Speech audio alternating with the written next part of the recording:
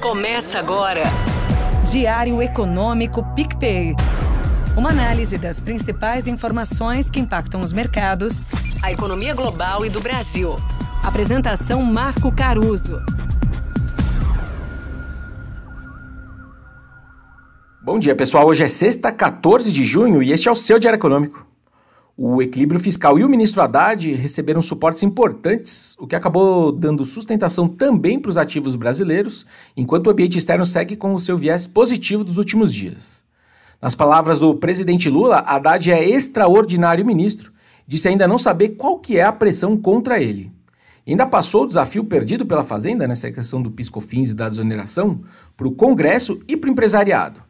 De novo, nas suas palavras, Haddad tentou ajudar os empresários construindo uma alternativa à desoneração da folha. Essa bola não está mais na mão dele, mas do Senado e dos empresários.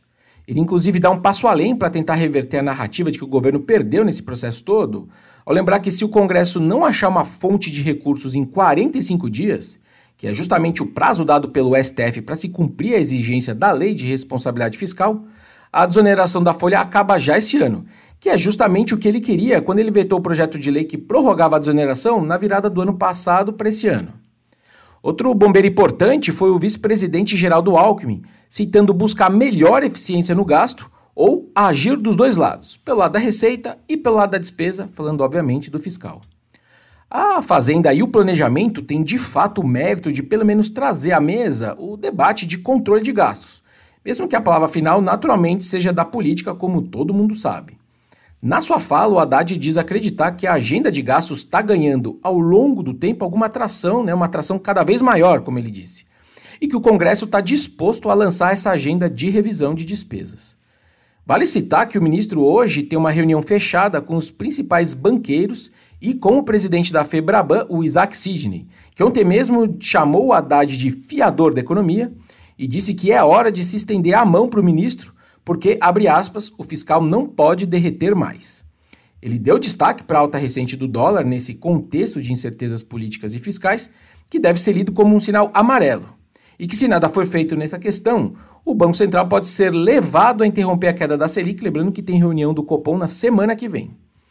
Mas, de qualquer forma, essa combinação de apoios trouxe alguma descompressão, alguma melhora nos prêmios de riscos do Brasil e ajudou os nossos mercados a surfarem finalmente a boa onda que a gente está vendo vindo lá de fora. A gente viu, por exemplo, mais uma inflação americana bem comportada ontem, agora com os preços no atacado vindo abaixo do esperado pelo consenso.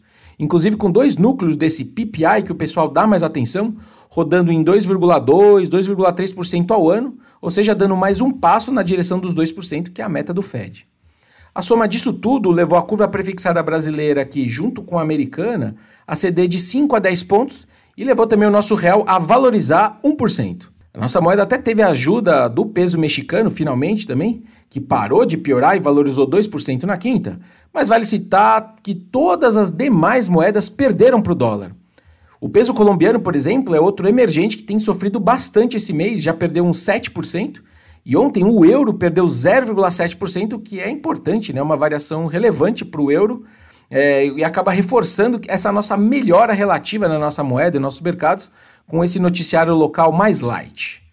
O mercado, então, deu sim um mini benefício da dúvida para o Brasil aqui na quinta-feira, mas eu acho que a partir daqui é preciso ver algo de concreto nesse plano B de ajuste fiscal. Para o dia, a agenda é bem esvaziada de dados, tirando o índice mensal de atividade do BC, o IBCBR, agora que a indústria, serviços e varejo já saíram. A gente tem uma projeção bem saudável de crescimento para o IBCBR, mesmo que no final, abril tenha sido o mês mais fraco do que a gente esperava antes dele começar. E hoje, por enquanto, o nosso PIB para esse segundo trimestre está rodando em 0,3% sobre o primeiro trimestre. Bom dia, bons negócios e sorte sempre!